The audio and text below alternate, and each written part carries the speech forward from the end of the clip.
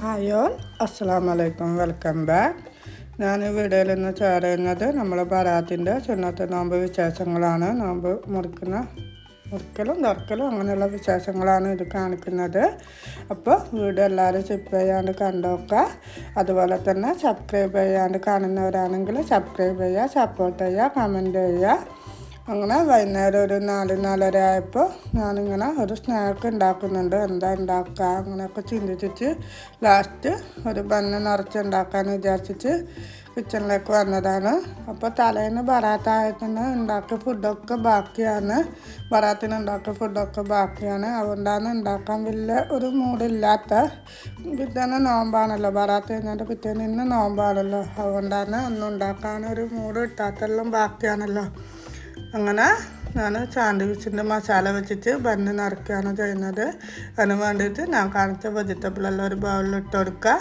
അതുപോലെ തന്നെ പിന്നെ ചിക്കൻ ഫ്രൈ ചെയ്ത ചിക്കന് പിന്നെ ഒന്ന് ക്രഷ് ചെയ്ത് ഇട്ട് കൊടുക്കുക. ഒരു ടീസ്പൂൺ കുരുമുളകും ആവശ്യത്തിന് ഉപ്പും കുറച്ച് ലെമൺ ജ്യൂസും ചേർത്ത് കൊടുക്കുക. പിന്നെ ഇതിലേക്ക് വേണ്ടത് മയോണൈസാണ്. മയോണൈസും ചേർത്ത് കൊടുക്കുക. നിങ്ങൾക്ക് കുറച്ച് മയോണൈസ് മതിയാണെങ്കിൽ കുറച്ച് ചേർത്ത് കൊടുക്കുക. നമുക്കിവിടെ എല്ലാവർക്കും നല്ല മയോണൈസുള്ള എല്ലാം ഇഷ്ടമാണ്.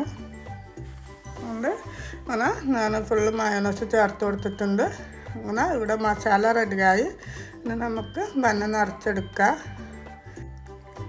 ബണ്ണെടുത്തിട്ട് അതിൻ്റെ അടിഭാഗം ഇങ്ങനെ കട്ട് ചെയ്തിട്ട് എടുത്ത് മാറ്റുക. എന്നിട്ട് ചിലവരൊക്കെ അതിൻ്റെ ഉള്ളിലുള്ള എല്ലാം എടുത്ത് ബണ്ണൊക്കെ എടുത്ത് മാറ്റും. അതിൻ്റെ ആവശ്യമൊന്നുമില്ല. നമ്മൾ കൈ വെച്ചിട്ട് മുറിച്ച് മാറ്റിയതിന് ശേഷം കൈ വെച്ചിട്ട് ഉള്ളിലെല്ലാം ഒന്ന് പ്രസ് ചെയ്ത് കൊടുത്താൽ അത് അവിടെ തന്നെ നിന്നോളും. എടുത്ത് മാറ്റേണ്ട ആവശ്യമൊന്നുമില്ല. നമുക്ക് മസാല നിറക്കേണ്ട സ്പൈസ് കിട്ടും. അപ്പോൾ നമുക്ക് ആവശ്യത്തിനുള്ള 1-2 ടീസ്പൂൺ മസാല വെച്ചെടുക്കുക. എന്നിട്ട് ഇതുപോലെ ഒരു മുട്ട എടുത്തിട്ട് ബീറ്റ് ചെയ്തിട്ട് അതിൻ്റെ അടിഭാഗം അതിൽ മുക്കിയിട്ട് നമ്മൾ മുറിച്ച സ്ഥലത്ത് തന്നെ വെച്ചൊന്ന് ഒട്ടിച്ചു കൊടുക്കുക. പിന്നെ മസാല നിറക്കുമ്പോൾ ഇതുപോലെ പുറത്താണ്ട വിധത്തിന് എൻ്റെ അടുത്ത് നിന്ന് ഇതിപ്പോൾ നിറച്ചത് കുറച്ച് കൂടിപ്പോയിട്ടുണ്ട്. അതുകൊണ്ട് അങ്ങനെ നിറക്കണ്ട, കുറച്ച് നിറച്ചാൽ മതി. എന്നാൽ പിന്നെ ഒട്ടിച്ചാൽ ഇത് ഒട്ടിച്ചതാണോ ഒന്നും തിരിയൂല. നമ്മളൊന്ന് ഓവനിലോ പാനിലോ വെച്ച് ചൂടാക്കി എടുക്കുമ്പോൾ ഇതൊന്നും തിരിയൂല. അതുപോലെ മുട്ട ആയതുകൊണ്ട് എല്ലാം ഇവിടെ ഒട്ടി നിൽക്കും. അപ്പോൾ ഞാൻ രണ്ടാമത്തെ ചെയ്യുന്നത് കാണിക്കുക. ഇങ്ങനെ കുറച്ച് മസാല വെച്ചെടുക്കുക. പുറത്താണ്ട് വിധത്തിൽ വെച്ചെടുക്കാണ്ട് ആവശ്യത്തിനുള്ള മാത്രം വെച്ച് കൊടുത്തിട്ട് ഇതുപോലെ മുട്ടൻ്റെ മിക്സിൽ മുക്കുക. എന്നിട്ടൊന്ന് ഒട്ടിക്കുക. അപ്പോൾ ഞാൻ ഇതുപോലെ ഒരു പാക്കറ്റ് ബനാന എടുത്തിട്ടത് എല്ലാം ചെയ്തെടുക്കുന്നുണ്ട്.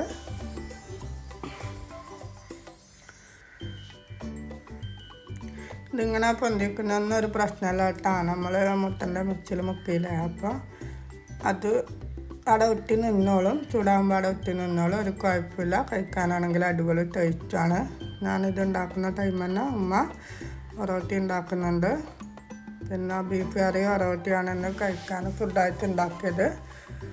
അപ്പോൾ ഞാൻ എടുത്തത് ഒരു പേക്ക് ബണ്ണാണ്. അപ്പോൾ അത് നിറച്ചിട്ട് മസാല ബാക്കിയുണ്ട്. അങ്ങനെ ബാക്കി വരുന്ന മസാല ഞാൻ ഇതുപോലെ ബ്രെഡിൽ സാൻഡ്വിച്ച് പോലെ വെച്ചെടുക്കുന്നുണ്ട്. അപ്പോൾ അത് ഒന്ന് റെഡിയാക്കി എടുക്കട്ടെ. അപ്പോൾ ഇത് രണ്ടും ഞാൻ ഇന്ന് സ്നാക്കിന് ഉണ്ടാക്കുന്നുള്ളൂ. ഒന്ന് മാത്രമേ ഉണ്ടാക്കാൻ വിചാരിച്ചുള്ളൂ. അപ്പോൾ മസാല ബാക്കിയുള്ളതുകൊണ്ട് ബ്രെഡിലും കൂടി ഒന്ന് വെച്ചെടുക്കുന്നേ ഉള്ളൂ. വെറുതെ കളയണ്ടല്ലോ എന്ന് വിചാരിച്ചിട്ട് മയോണൈസ് ചേർത്തായതുകൊണ്ട് നാളത്തേക്ക് വെക്കാനും പറ്റില്ലല്ലോ.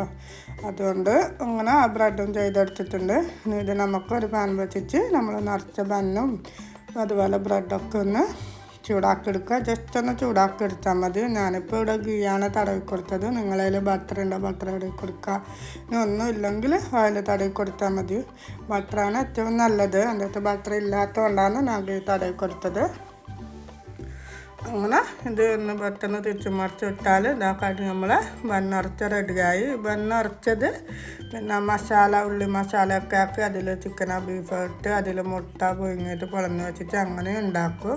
പക്ഷെ നമ്മൾക്കെല്ലാം ഇങ്ങനെയാണ് ഇഷ്ടം. സാൻഡ്വിച്ച് മസാല ഉണ്ടാക്കിയിട്ട് ഇങ്ങനെ കഴിക്കുന്നതാണ് എല്ലാവർക്കും ഇഷ്ടം. അതും നല്ല ടേസ്റ്റ് തന്നെയാണ്. അങ്ങനെ ഞാൻ ബ്രെഡും ഒന്ന് ചൂടാക്കി എടുക്കുന്നുണ്ട്.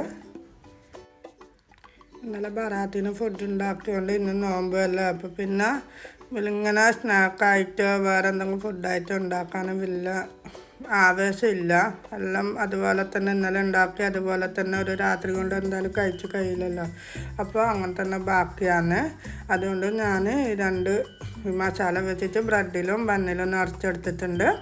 പത്തിരിയും ബീഫ് കറി ഉണ്ടാക്കിയിട്ടുണ്ട്. അതുപോലെ ഇന്നലെ ഞാൻ അയക്കൂര ബിരിയാണി ഉണ്ടാക്കിയിട്ടുണ്ട്. അതും ബാക്കിയുള്ളത് ചൂടാക്കി എടുത്തിട്ടുണ്ട്. അത് നമ്മൾ കഴിക്കുന്നതിന് മുമ്പ് ഫ്രിഡ്ജിൽ കോരി മാറ്റിയിട്ടുണ്ടായിന്. അപ്പോൾ അതും ചൂടാക്കി എടുത്തിട്ടുണ്ട്. പിന്നെ ഓറഞ്ച് ജ്യൂസും ലൈമാണ് ഞാൻ ഇന്നത്തെ നോമ്പ് തുറക്കാൻ വേണ്ടിയിട്ട് ഉണ്ടാക്കിയത്. അപ്പോൾ ബാങ്ക് വിളിക്കേണ്ട ടൈം ആയിട്ടുണ്ട്. അപ്പോൾ ഞാൻ ബാങ്ക് വിളിക്കുന്നതിന് കുറച്ച് മുമ്പ് തന്നെ ടേബിളെല്ലാം സെറ്റ് ചെയ്തിട്ടുണ്ട്. നോമ്പ് മുറിക്കുന്നതോ അല്ലെങ്കിൽ ഫുഡ് കഴിക്കുന്നതൊന്നും ഞാൻ വീഡിയോയിൽ കാണിച്ചിട്ടില്ല. അപ്പോൾ എൻ്റെ ഇന്നത്തെ വീഡിയോ എല്ലാവർക്കും ഇഷ്ടമാണെങ്കിൽ എല്ലാവരും സബ്സ്ക്രൈബ് ചെയ്യുക, ലൈക്ക് ചെയ്യുക, ഷെയർ ചെയ്യുക. അതുപോലെ തന്നെ നിങ്ങളെ നോമ്പിൻ്റെ വിശേഷങ്ങൾ കമൻറ്റ് ചെയ്യുക. ഇന്നത്തെ വീഡിയോ ഞാനിവിടെ വൈൻഡപ്പ് ചെയ്യാണ്. Take care, bye bye.